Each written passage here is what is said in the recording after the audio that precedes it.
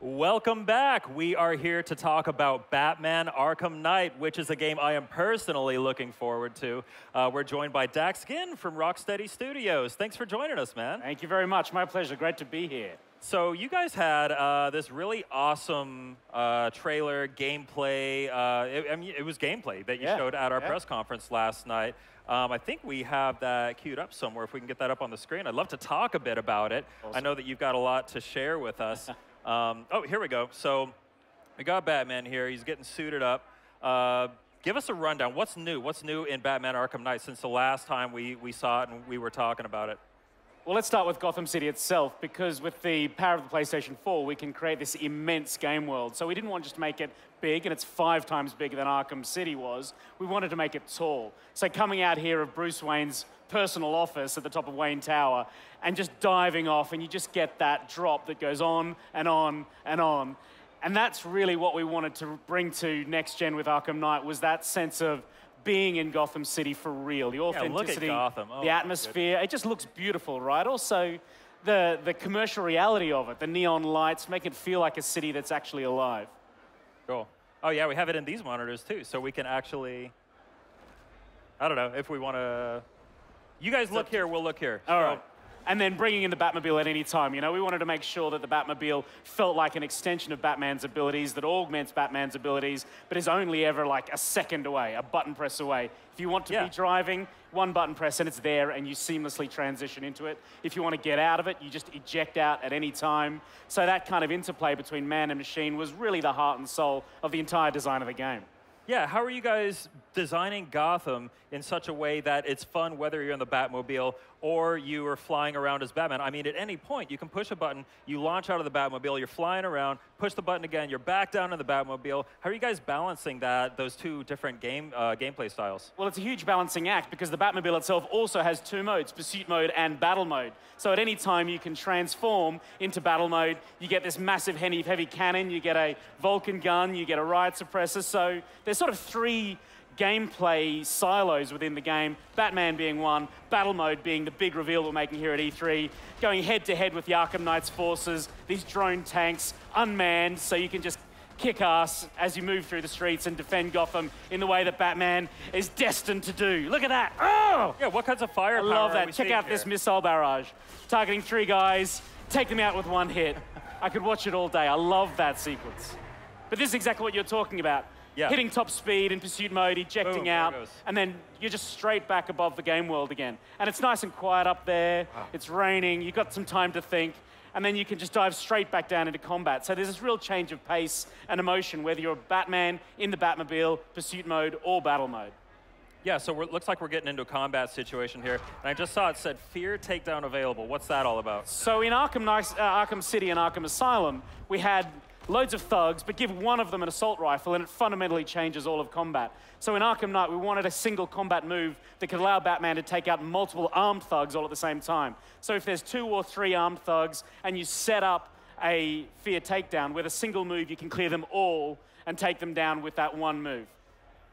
Nice. So what are we seeing here? Is that, I think that we're coming up on kind of an interrogation bit here. We're kind of sneaking around in the rafters here. So we're in Penguin's weapons cache here, and we're going to go and interrogate Penguin. But this is the thing that we've really been thinking about for the Sony press conference, which took place last night. How do we make the big reveal, which was Scarecrow? And we were talking about fear, and what is the ultimate fear of anyone at a press conference? It's this. It's your game glitching, it's your game crashing. So stupidly, we deliberately crashed our own game to show everyone what fear genuinely feels like. So we've got a deliberate crash in front of millions of people, and then boom, we bring in Scarecrow, the master of fear, the guy who uses fear as a weapon. Because as a games developer, that is fear. That is terrifying any technical problems on a massive scale. So we deliberately did that last night to make sure that everyone understands that's our interpretation of fear, but Scarecrow brings fear into Gotham City and uses that to terrify not only Batman, but the entire civilian population of Gotham. Nice. Yeah, you guys have been talking about Scarecrow since you revealed the game. You've been, positioning Scarecrow as kind of the big bad, or one of the big bads in Arkham Knight. How are you kind of transitioning from the Joker being the main villain into someone? I mean, there's certain expectations when you talk about Batman. Obviously, the Joker is a big part of it, but we're talking about Scarecrow. Scarecrow is our man here. He looks super menacing. Yeah. What are you guys doing to really hammer home the point of him being a central focus of the game? Well, that was the plan all the way back to Arkham Asylum. You know, Arkham Asylum, you had Joker and you had Scarecrow, both significant characters and significant antagonists. And then in Arkham City, we deliberately left Scarecrow out because the focus was very much on Joker. And then Joker's death at the end of Arkham City opened the way for Scarecrow to kind of fill the clown's shoes, fill that power vacuum and take control. But they're very, very different characters. You know, Joker is all about chaos. And no one could really unite against Batman when Joker was in control.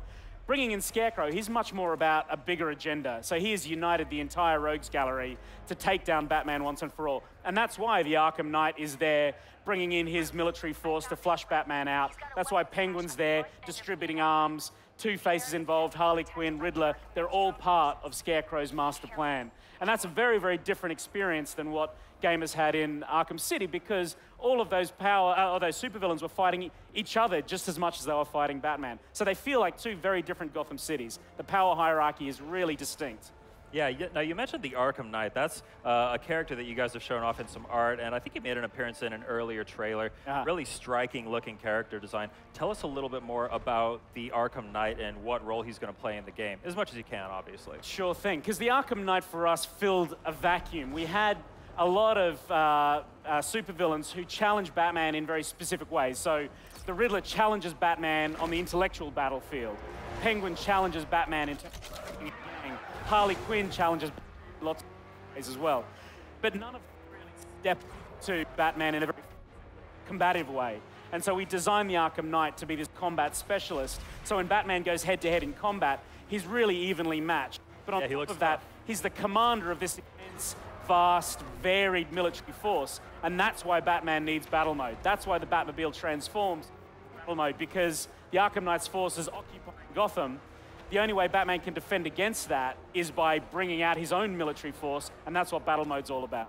Cool. Now, Arkham City was, this is the last game that you guys worked on, and this is, Arkham Knight is a direct follow-up to Arkham City, regarded by many, myself included, as one of the best games of the last console generation.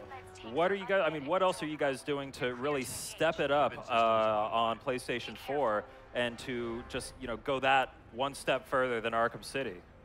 For us, the power of the PlayStation 4 was really about bringing the Batman to life.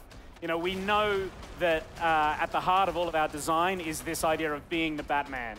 And so in Arkham Asylum, it was like, how can you be the world's greatest detective? So the forensics, tracking down Joker, that cat and mouse battle between Batman and Joker was the kind of core of that experience. But Batman isn't just forensics and detective work. And that's what Arkham City was about. The Cape Crusader, being able to grapple and glide through Arkham City was a huge design. But taking all of that into account, there's one thing that was always missing for us. When you think Batman, you think the Batmobile. And so to deliver the complete Batman experience, we had to put the Batmobile in there. Yeah. The only way we could do that is by next-gen tech. And the PlayStation 4 gives us the ability to create a car that can drive at the sort of legendary speeds of the Batmobile, that's got this offensive ability in battle mode, and a game world that's big enough to encompass all of that, to allow you to drive super fast and just not hit the edge of the city.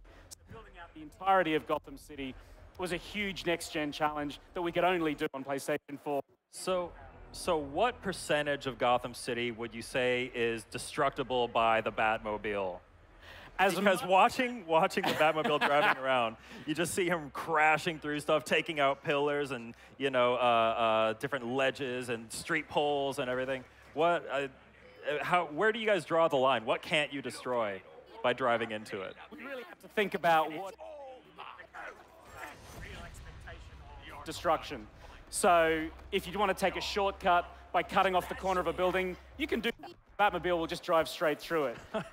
If there's any street furniture, whether phone boxes or park benches, you can just cut straight through them. But there are limitations. You can't drive straight through a building because that wouldn't kind of line up with people's expectation of reality. But definitely the city, I couldn't put a percentage on it, but you can see the kind of epic level you achieve in this game. Nice. Now, one thing that really struck me about the gameplay we saw last night is a kind of a seamless transition from kind of what looked like a cinematic sequence straight into gameplay. Talk a little bit about how you guys are making that happen. Yeah, that's a huge kind of technical and creative challenge to ensure that all of the narrative pieces, all the cutscenes, are all set up to allow you to seamlessly transition into game. How we do it, we just work really hard to make sure that those transitions are seamless, but it's a completely different way of approaching game development on next gen. And this is something we talk about a lot. That next gen just isn't about prettier graphics. Thank you very much. It's not just about prettier graphics. It's about rethinking games development from the ground up, and the sense of receiving narrative information and then going into gameplay. That's kind of a next-gen experience, and we had to grapple with that problem and find solutions to delivering that. Because if we didn't do that, it would have just felt a little bit long in the tooth. So, yeah, always being in the moment, always being somewhere between story and gameplay. It was just something we wanted to do, so we solved the problems to make it happen. Awesome. Sounds fantastic. Well, Dex, thank you so much for joining us. That's Batman Arkham Knight coming to PlayStation 4. Gotham, this is your only warning. Abandon this city, or I will unleash your greatest fears. Tonight, Gotham falls. A city of fear rises.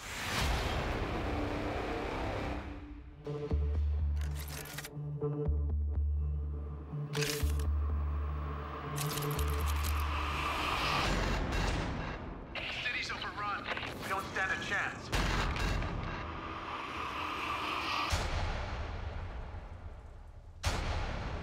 What are you doing?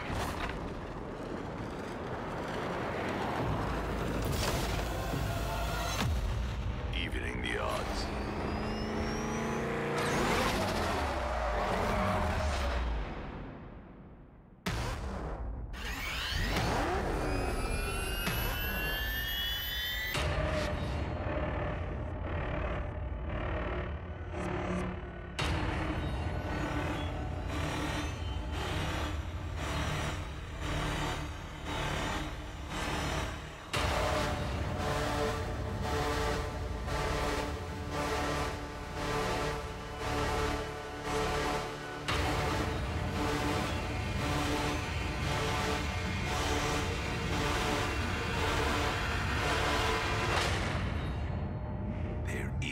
No savior. No more hope. No more Batman.